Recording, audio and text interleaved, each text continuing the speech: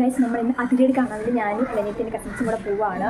അപ്പോൾ നമ്മൾ first time ഒറ്റയ്ക്ക് സിനിമയ്ക്കൊക്കെ പോകണം. അപ്പോൾ എന്താവും നമുക്ക് ബാക്കി കാണാം. അപ്പോൾ നമുക്കിനി അവിടെ ചെന്നിട്ട് കാണാം. നമ്മളൊരു 1:30 2:30 ഷോയാണ്. അപ്പോൾ 1:30 പോകും.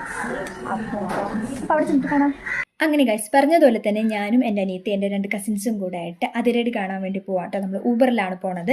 ശരിക്കും കഥയുടെ തുടക്കം എവിടെയാണെന്ന് വെച്ചാൽ നമ്മൾ അതിരടി ഇറങ്ങിയപ്പോൾ തൊട്ടേ കാണണമെന്ന് പറഞ്ഞിട്ടുണ്ടായിരുന്നു വീട്ടുകാരോട്, പക്ഷേ പോകാൻ പറ്റിയില്ല.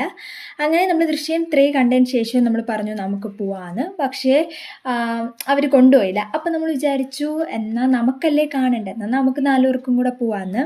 അങ്ങനെ നമ്മൾ പിറ്റേ ദിവസം തന്നെ ബുക്ക് ചെയ്തു, പ്ലാൻ ചെയ്ത് പിറ്റേ ദിവസം ബുക്ക് ചെയ്തു. പേഡൊന്നും ഇല്ലാത്തതുകൊണ്ട് നമ്മൾ ന്യൂ തിയേറ്റർ തമ്പാനൂരാണ് പോയത്.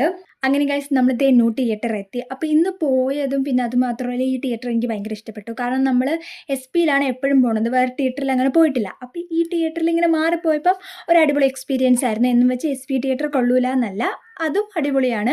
പിന്നെ നമ്മൾ സിനിമയ്ക്ക് കയറുന്നതിന് മുമ്പ് കഴിക്കാൻ വേണ്ടി സാധനങ്ങളൊക്കെ മേടിച്ചിട്ടുണ്ടായിരുന്നു. ജ്യൂസ്, പോപ്കോൺ, പിന്നെ അത് മാത്രമല്ല കോൾഡ് കോഫിയൊക്കെ. പിന്നെ ഇതാണ് വേദ, എനിക്ക് എല്ലാവർക്കും അറിയാമല്ലോ, എൻ്റെ കസിൻ. അപ്പോൾ നമ്മളിതേ നോക്കിക്കൊണ്ടിരിക്കണേന്ന് വെച്ചാൽ കുറച്ച് ആൾക്കാർ ഇങ്ങനെ ഇറങ്ങണുണ്ട്.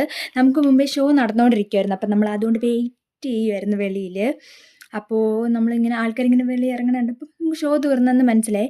അങ്ങനെ അവിടെ കുറച്ച് നേരം ക്ലീനിങ് ഒക്കെ ഉണ്ടായിരുന്നു. അതിനൊക്കെ ശേഷം നമ്മളിത് അകത്ത് കയറി. നമ്മൾ മുകളിലത്തെ സീറ്റാണ് ബുക്ക് ചെയ്തത്.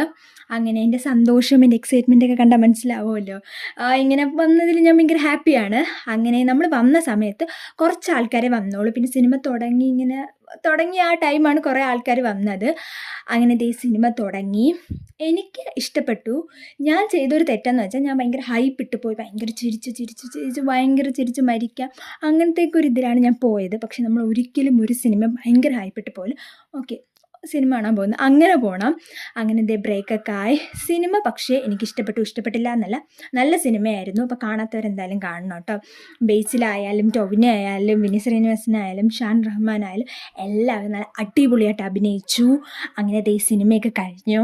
അങ്ങനെ ഗൈസ് നമ്മളിത് എല്ലാം കഴിഞ്ഞ് ഇറങ്ങിയപ്പോഴേക്കും മഴ ചെറുതായിട്ട് ഇങ്ങനെ പെയ്യുന്നുണ്ടായിരുന്നു. അപ്പോൾ നമ്മൾ വിചാരിച്ചാൽ ഊബർ വിളിച്ച് പോകാമെന്ന്. അങ്ങനെ നമ്മൾ ഊബറൊക്കെ ബുക്ക് ചെയ്ത് നേരെ വീട്ടിലോട്ട് പോകാം കേട്ടോ. പിന്നെ സിനിമ ഞാൻ ഭയങ്കര ഹൈപ്പായിട്ട് കൊടുത്തത് കൊണ്ട് ആണ് എനിക്ക് സിനിമ അങ്ങനെ തോന്നിയത്. പക്ഷേ സിനിമ കൊള്ളൂല എന്നല്ല, എനിക്കും എൻ്റെ കൂടെ വന്ന എൻ്റെ അനിയത്തിക്കും കസിൻസിനും എല്ലാവർക്കും നന്നായിട്ട് ഇഷ്ടപ്പെട്ടു. അപ്പോൾ നിങ്ങൾ കാണാത്തവരാണെങ്കിൽ എന്തായാലും തിയേറ്ററിൽ പോയി കാണണം. അപ്പോൾ ഇന്നത്തെ ഇവിടെ ഇത്രയേ ഉള്ളൂ. ഒരു ഇഷ്ടപ്പെട്ടാൽ ലൈക്ക്, ഷെയർ, സബ്സ്ക്രൈബ്. അപ്പോൾ അടുത്തൊരു വീഡിയോ കാണുന്നവരെ ബൈ.